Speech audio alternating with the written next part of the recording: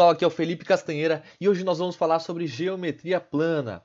Em geometria nós temos ângulos, nós temos arestas, que são os lados, nós temos os vértices, que são as pontas, e diagonais. Vamos começar falando sobre os ângulos, tá?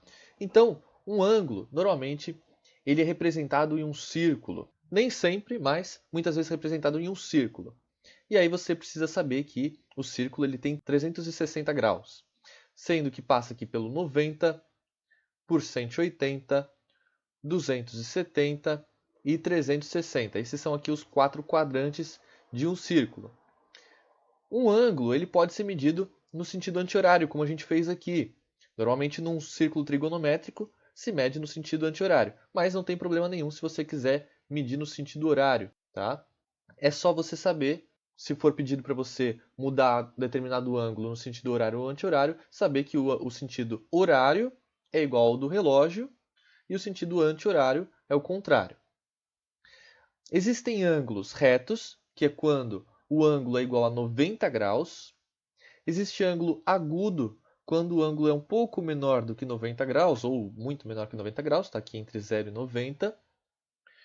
Existe ângulo obtuso, que é maior que 90 graus, só que ele não passa de 180.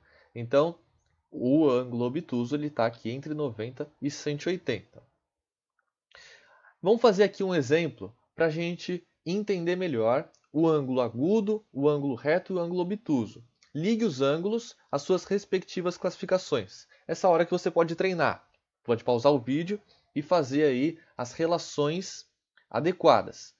150 graus é reto, agudo ou obtuso. 150 é maior que 90, então ele é um ângulo obtuso. O 90 graus é um ângulo reto. Igual a 90 graus, sempre o ângulo reto. E 37, ângulo agudo. O ângulo reto aqui, ó, percebe que está embaralhado. O reto está certo, o reto é esse mesmo aqui. Agora, o ângulo agudo não é esse. O ângulo agudo é aqui, ó, menor do que 90. Já o obtuso é esse aqui. Feito. Quando a gente fala de aresta, a gente está falando de polígonos, tá? Os polígonos, sim, eles têm arestas. Mas o círculo não.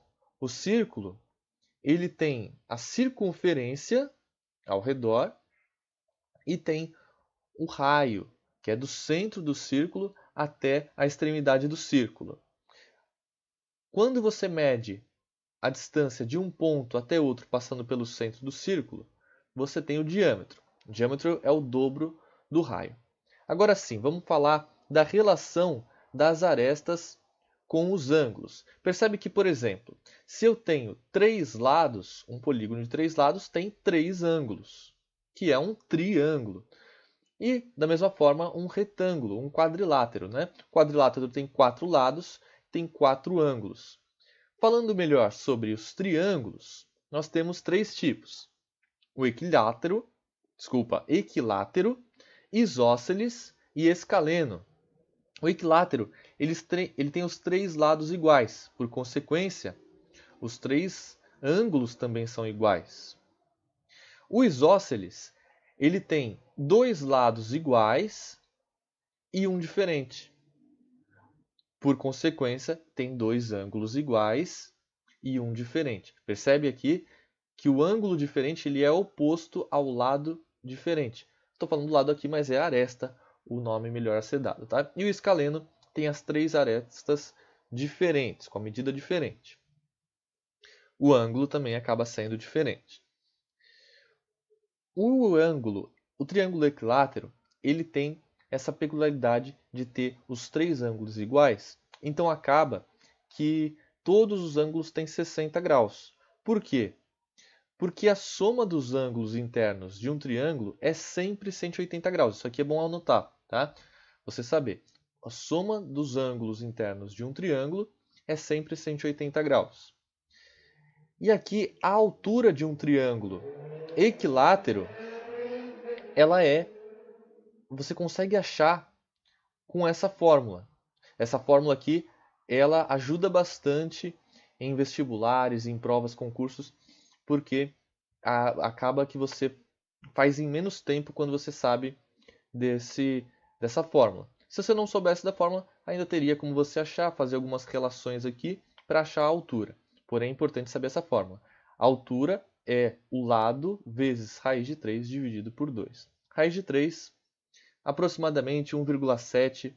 Normalmente, em provas que você não pode usar calculadora, você pode considerar a raiz de 3 como 1,7. A gente falou do triângulo equilátero, que tem essa altura. Agora, uma coisa que o equilátero não pode ser, e os outros dois podem, é ser um triângulo retângulo. O que é um triângulo retângulo? Um dos ângulos é reto. E a gente sabe que o equilátero tem todos 60 graus, todos os ângulos são agudos, tá? Então, o isósceles ou o escaleno podem ser, nem sempre são, mas podem ser triângulo retângulo, ou seja, um dos ângulos ser reto. Aqui a gente vê, por exemplo, nesse triângulo aqui tem um ângulo reto. Nesse outro aqui tem um ângulo reto. E aí tem uma regra que é muito importante saber também, que é cobrado bastante para achar distância entre pontos, às vezes em cálculo até de física, matemática, geometria, essa fórmula aqui é cobrada bastante, que é o teorema de Pitágoras. A soma dos quadrados dos catetos é igual ao quadrado da hipotenusa. O que é isso? Os catetos são esses lados menores, esses lados que formam um ângulo de 90 graus. E a hipotenusa é o lado oposto ao ângulo de 90 graus. A hipotenusa sempre tem que ficar sozinha aqui na equação. Pode ser que você já tenha visto essa equação de outra forma. Cateto 1 ao quadrado mais cateto 2 ao quadrado igual a hipotenusa ao quadrado. Não importa como esteja, sempre a hipotenusa, se você for chamar pelo nome que for, sempre a hipotenusa tem que estar sozinha aqui, porque ela é a maior. Ok? Vamos fazer um exemplo? Você tem x, 12 e 13. Esses são os lados de um triângulo. Você quer achar o valor de x. Como que a gente faz? Vamos colocar aqui na fórmula. A gente sabe que a fórmula é a ao quadrado mais b ao quadrado igual a c ao quadrado. E aí você tem que substituir. Lembra que o lado maior que a hipotenusa vai ficar sozinho aqui no lugar do c. Então aqui vou substituir o a por x, o b por 12 e o c por 13. 12 ao quadrado é 144, 13 ao quadrado é 169. Fica assim, então. Agora eu passo 144 para o outro lado, subtraindo, vai ficar 169 menos 144. Isso aqui dá 25. Então, x ao quadrado igual a 25. Qual é o número que vezes ele mesmo dá 25? 5. Então, achamos assim o x igual a 5. Então, essa foi uma aula de geometria plana. Agora, eu trouxe aqui 3 exercícios do último Enem que teve. São exercícios que envolvem esses conceitos de ângulo, de geometria. Então, nesse primeiro aqui, você tem um quadro que ele caiu, desprendeu aqui o ponto A.